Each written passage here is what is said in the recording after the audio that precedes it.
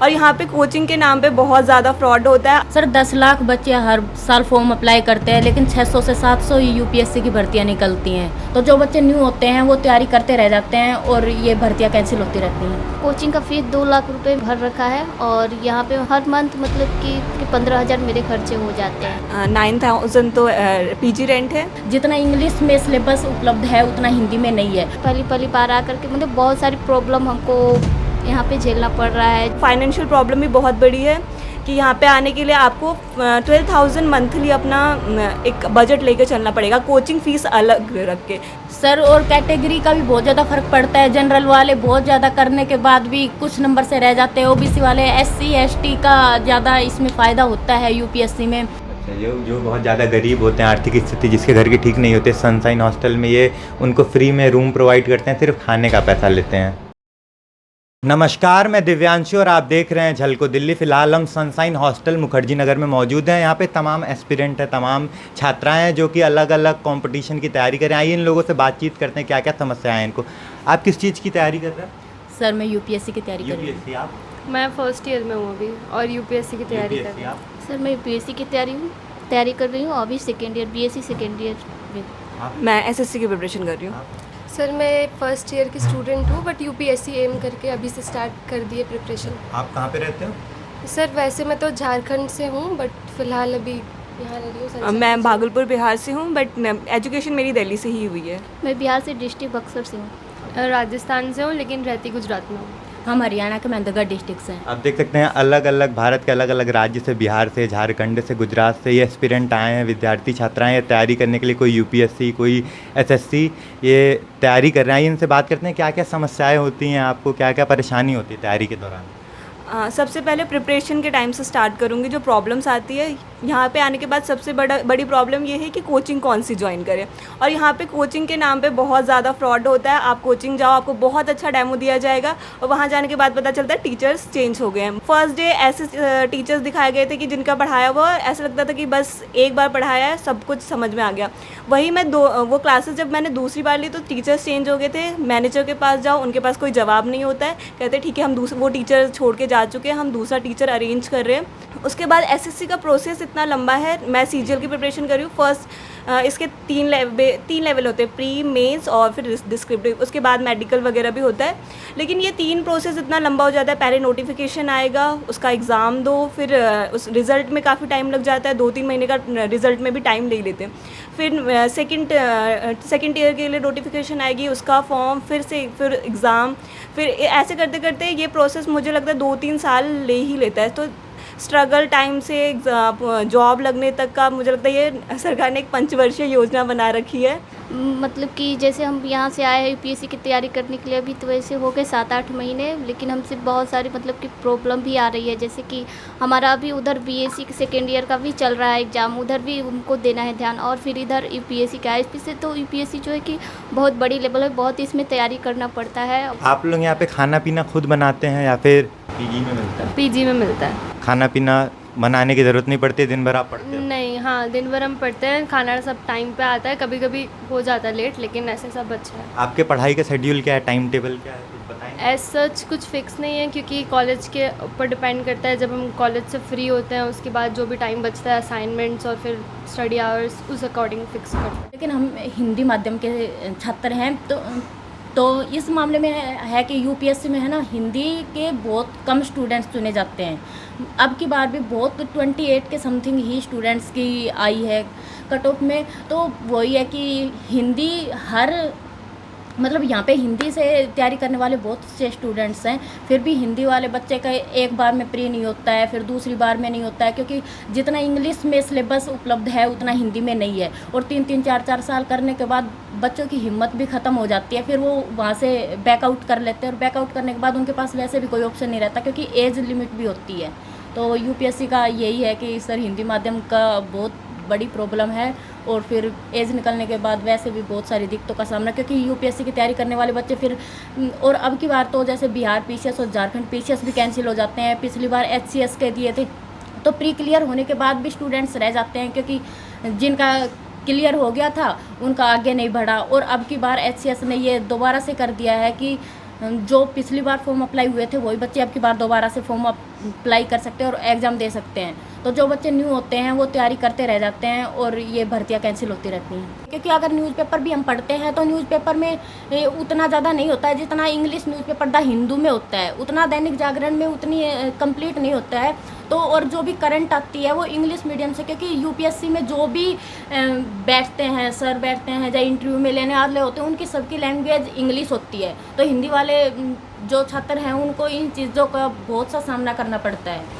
ये पूरा यहाँ पे पढ़ाई का माहौल बना रखा है, पूरा किताबें लगा रखी हैं, यहाँ पर वर्ल्ड मैप लगा हुआ है, विश्व का नक्शा बना हुआ है दोनों तरफ। यहाँ पे देख सकते हैं भारत का नक्शा बना हुआ है, एकदम हिम्मत नहीं हारते इन्होंने, तमाम थॉट्स लगा रखे हैं। मेहनत इतनी खामोशी से करो कि सफलता शोर मचा दे, ये हिम्मत नहीं हारते हैं, मेहनत करते रहते हैं। सर बेसिकली हमारे साथ ये समस्या है कि अभी तो हम फ़िलहाल ग्रेजुएट हो रहे हैं तो हमारे साथ बहुत कन्फ्यूजन हो जाता है। जैसे आप मुखर्जी नगर में रह रहे हो तो यहाँ पे इतनी सारी कोचिंग इंस्टीट्यूट है, सब अपने अपने एडवर्टीज़मेंट कर रहे होते हैं। कोई बोलता है कि अभी आप फर्स्ट ईयर में अभी से प्रिपरेशन स्टार्ट कर दो, जैसे कि आपका ग्रेजुएशन कंप्लीट होगा आप एग्ज़ाम आराम से क्रैक कर सकते हैं। कोई बोल रहा होता है कि नहीं अभी तो आपके कॉलेज के टाइम चल रहे हैं, अभी पढ़ाई पे ध्यान दें, कॉलेज का टाइम है, पर्सनालिटी डेवलपमेंट पे फोकस करें।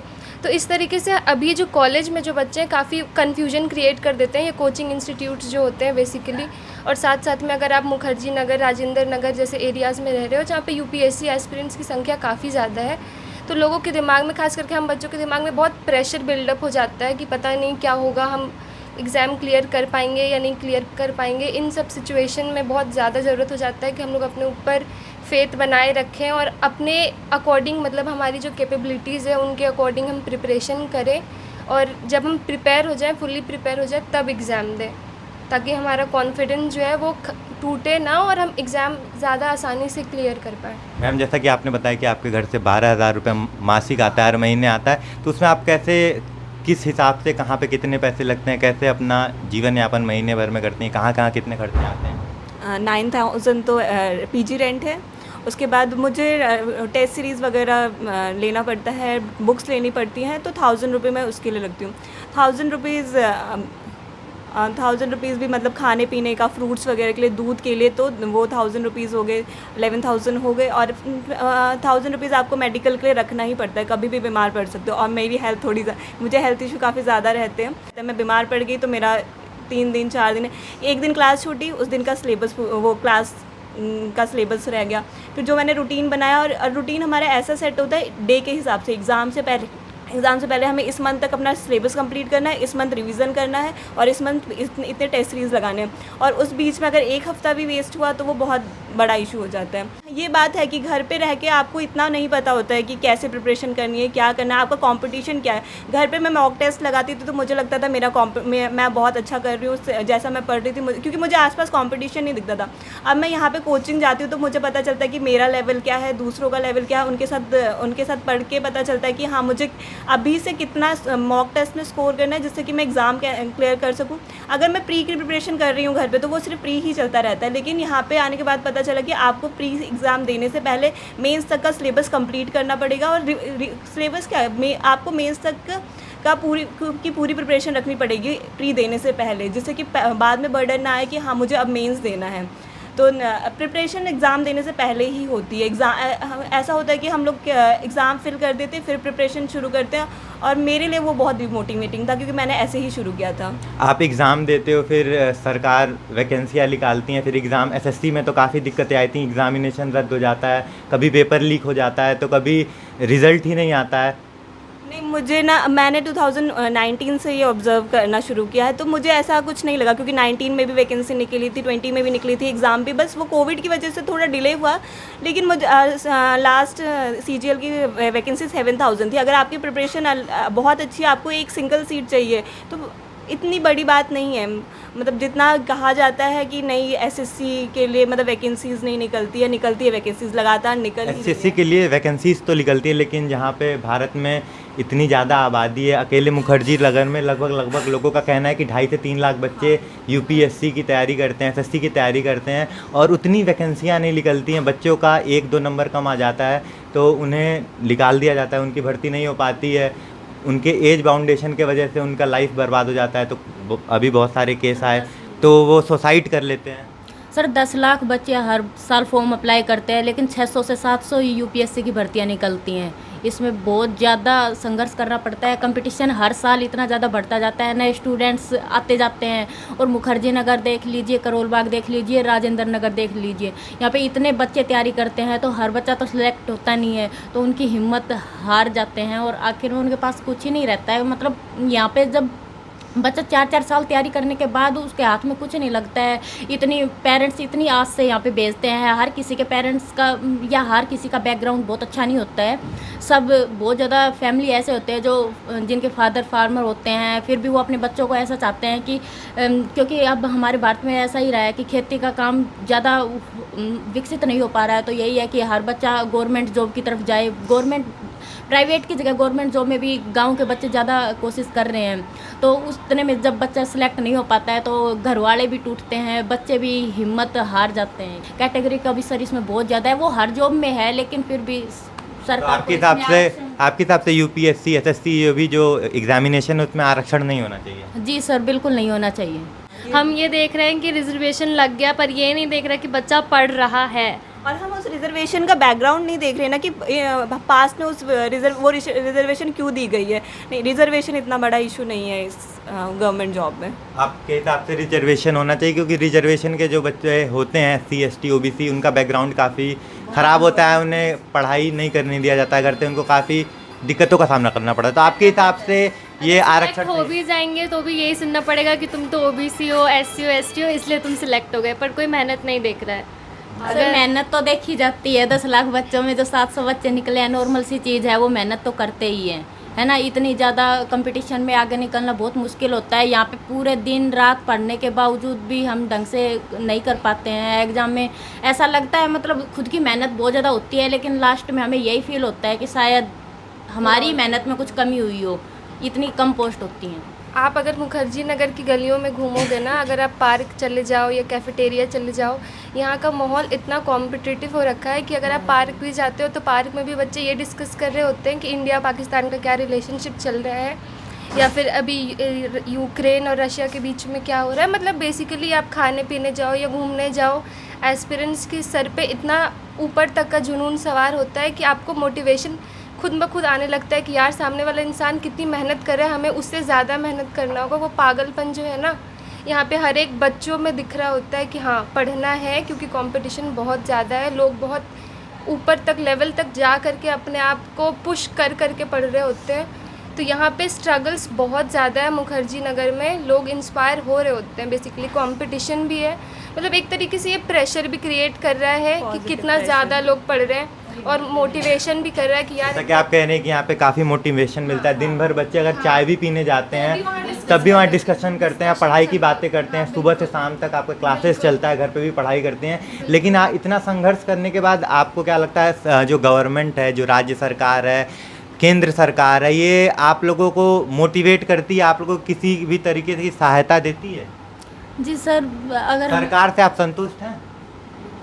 सर अगर हम यूपीएससी या फिर जॉब के थ्रू देखें तो नहीं है, बिल्कुल भी नहीं है। क्योंकि इस चीज़ के लिए ना कोई स्कीम्स नहीं निकाली जाती है कि हाँ अगर आप एक मतलब प्रिपरेशन करने चाहते हो या ऐसा कुछ हो कि हाँ एग्ज़ाम लिया जाए हमारा, उसकी हाँ हम कैपेबल है, ऐसा नहीं कि सबको दे दिया जाए कि हाँ जाओ तुम्हें इतने ये अमाउंट दिया जा रहा है, प्रिपरेशन करो। एक एग्ज़ाम हो जिससे लगे कि हाँ इसमें कैपेबिलिटी है, वो प्रिपेयर कर सकता है, तो कुछ होना चाहिए गवर्नमेंट की तरफ से।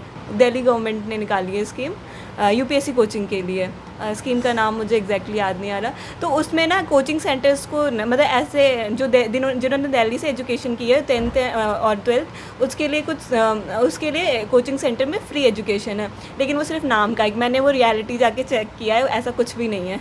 वो उन्होंने खुद बोर्ड लगा रखा है बाहर, और जब आप वहाँ पे जाते हो उनसे इन्फॉर्मेशन पूछते हो, वो आपसे बात भी नहीं करेंगे कि हाँ क्या स्कीम है, वो स्कीम के बारे में बताते भी नहीं है। स्कीम प्रधानमंत्री प्रतिभा योजना, प्रधानमंत्री मुख्यमंत्री है, हाँ दिल्ली सरकार का है तो मुख्यमंत्री है। हाँ चलो ठीक है, फ्री स्कीम। अगर एक इंस्टीट्यूट भी आपको फ्री एजुकेशन प्रोवाइड कर रहा है तो वहाँ जाने के बाद आप सोचोगे कि आपकी एक रिस्पेक्ट हो। मैं वहाँ पे गई थी और वहाँ पे मेरी बहुत इंसल्ट करके मुझे निकाला गया था, और मैं तो सच में उस इंस्टीट्यूट का नाम लेना चाहूँगी, आस्था इंस्टीट्यूट है। अच्छा, उन्होंने काफ़ी इंसल्ट किया नहीं, और बहुत ज़्यादा ही इंसल्ट करके कहते टाइम पास करने आए हो, तुम्हें कोई प्रिपरेशन नहीं करनी है, बाहर फ्री का बोर्ड देख लिया तो आ गए। तो आपने दिल्ली गवर्नमेंट के किसी भी विभाग में कंप्लेन नहीं किया? दिल्ली विभाग के पोर्टल ये में? अभी मेरे साथ 2 हफ्ते पहले ही हुआ है। अच्छा, हाँ, तो मेरे को बहुत गुस्सा था इस चीज़ के लिए। और सर बिहार में जो है कि शिक्षा के लेवल को लेकर के थोड़ा बहुत डाउन है वहाँ की शिक्षा की स्थिति। और जैसे हम जैसे बच्चे यहाँ दिल्ली में आते हैं तो हमें बहुत सारी इंग्लिश को लेकर के प्रॉब्लम होती है। जैसे हमारे वहाँ 10th लेवल तक इंग्लिश बिल्कुल नहीं पढ़ाई जाती है, और जब हम जैसे जैसे ऊपर बढ़ने लगते वैसे हमें इंग्लिश का प्रॉब्लम आने लगता है। जब मैं यहाँ दृष्टि कोचिंग में आई तो वहाँ पे दृष्टि कोचिंग में मतलब हिंदी लेवल से लेकर के जियोग्राफी का मतलब कि कोई भी यहाँ फैक्ट्स वगैरह नहीं उपलब्ध है। तो इसकी वजह से मैं इंग्लिश का वो जियोग्राफी का छोड़ करके और फिर मुझे हिंदी साहित्य लेना पड़ा, जिसे मेरा इंटरेस्ट था कि मैं जियोग्राफी से करूँगी वैकल्पिक विषय का अपना तैयारी, लेकिन हिंदी मीडियम से उपलब्ध न होने के कारण मुझे हिंदी साहित्य लेना पड़ा। और यहाँ जो ये मटेरियल का इशू है, मुझे ऐसा लगता है कि गवर्नमेंट को कुछ एक साइट बनानी चाहिए जिस पे सारे कंटेंट अवेलेबल हो।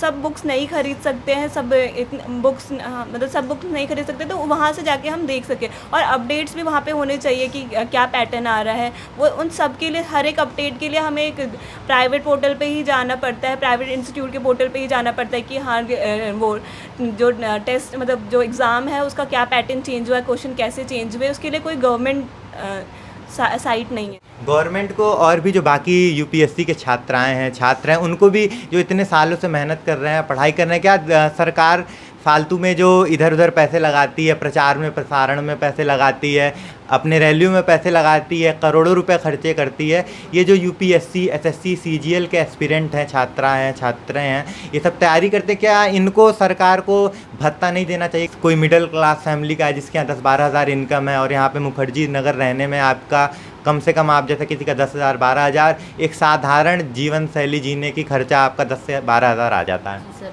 सर इस बारे में यही कहना चाहेंगे कि है ना, खर्चा सबका लगता है कि सरकार कंप्लीट नहीं कर सकती है, क्योंकि हर बच्चा यहाँ पे तैयारी करता है, एक बच्चा तैयारी नहीं करता है, बहुत से होते हैं। फिर भी जैसे बैकग्राउंड में या फैमिली इनकम पे जाके ही सरकार को कोई स्कीम बनानी चाहिए इस मामले में। मतलब जिन्हें ज़रूरत है उन्हें देना चाहिए। जैसा कि आपने देखा, इन लोगों का ये कहना है कि दिल्ली में सारा स्कोप जो है यूपीएससी का, एसजीएल का, एसएससी का, सीजीएल का, सारा स्कोप दिल्ली में है। और इन जो अलग अलग राज्यों से हैं, जैसे ये मैम हरियाणा से हैं, ये झारखंड से हैं, ये बिहार से हैं, सब अलग अलग सारे जन अलग अलग राज्यों से हैं। इनके राज्यों में शिक्षा की व्यवस्था इतनी अच्छी नहीं है कि वो अपने राज्य में शिक्षा ले पाएँ। तो हमारे सभी राज्यों की सरकार से ये विनती है कि अपने राज्यों की शिक्षा व्यवस्था ऐसी करें कि जो एक किसान का बच्चा, एक गरीब मजदूर का बच्चा भी अपने राज्य में यूपीएससी एसएससी सीजीएल की तैयारी करके एक अच्छे लेवल का अधिकारी बन पाए। जैसा कि आप देख सकते हैं, ये इतना मेहनत करते हैं, छोटे से कमरे में ये बाहर आकर तैयारी करते हैं, लेकिन वैकेंसीज़ कम निकलती हैं, कंटेंट अवेलेबल नहीं होते हैं, सरकार के पोर्टल पे कंटेंट नहीं अवेलेबल होते हैं, इनको पैसे देकर कंटेंट खरीदना पड़ता है। और हमारी सरकार से ये विनती है कि वैकेंसीज़ बढ़ाएं, इनको सहानुभूति दें, इन्हें भत्ता दें और ज़्यादा से ज़्यादा वैकेंसीज़ निकालें। फिलहाल हम सनशाइन हॉस्टल के ओनर से बातचीत करेंगे कि यहाँ पे यूपीएससी के एस्पिरेंट, एसएससी सीजीएल के एस्पिरेंट रहते हैं, यहाँ पे क्या क्या सुविधाएँ हैं, क्या चार्जेज़ हैं। सर मेरा नाम सुमित खत्री है, मेरा यहाँ पे 3 साल से हॉस्टल है मुखर्जी नगर में। हमारे पास सबसे बेस्ट फैसिलिटीज़ मिलती है ऑल ओवर जो यूपीएससी के बच्चों के लिए, क्योंकि मेरे पास सिंगल रूम्स ज़्यादा होते हैं, उनको अपना एक प्राइवेसी मिल जाती है और पढ़ने के लिए बार बार इधर उधर लाइब्रेरी नहीं जाना पड़ता, अपने रूम में पढ़ लेते हैं। तो बेसिकली हम तीनों टाइम का खाना प्रोवाइड करते हैं और wifi, RO, newspaper, washing machine, geyser, जो भी बच्चे को यहाँ पे घर से बाहर निकलने के बाद जो फैसिलिटीज़ चाहिए होती है, जिनकी लाइफ ज़्यादा दिक्कत ना हो, ईजी हो जाए, वॉशिंग मशीन, कपड़े धोने में ज़्यादा टाइम बर्बाद ना हो, तो इस तरह से सारी फैसिलिटीज़ देते हैं। आपको कितना मासिक किराया कितना है आपका? जी मेरे पास 8,000 से लेके 15,000 तक की सीटें हैं। कभी कभी कुछ ऐसे बच्चे भी आते हैं जो देने में समर्थ नहीं होते हैं, तो उनको सिर्फ फूड के पैसों में रखा जाता है। उनके लिए फ्री सीट्स रहेंगी, फ्री खाना रहेगा, वो खाना तो पैसे देने पड़ेंगे लेकिन बाकी चीज़ें फ्री रहेंगी, इलेक्ट्रिसिटी वगैरह इनका कोई चार्ज नहीं होगा, रहने का कोई चार्ज नहीं होगा, उनको भी रूम प्रोवाइड किया जाता है। देंगे, अगर कोई भी यहाँ आना चाहता है तो इनसे कांटेक्ट करें, दिए गए डिस्क्रिप्शन में जो नंबर है उन पर कांटेक्ट करें और इनके पीजी में कुछ मिनिमम पेमेंट देकर यहाँ पर रिसिप्ट ले सकता है व्हाट्सएप के थ्रू, जैसा कि इन्होंने बताया। वीडियो को ज़्यादा से ज़्यादा शेयर करें, लाइक करें। कैमरामैन हर्ष के साथ मैं दिव्यांशु, झलको दिल्ली।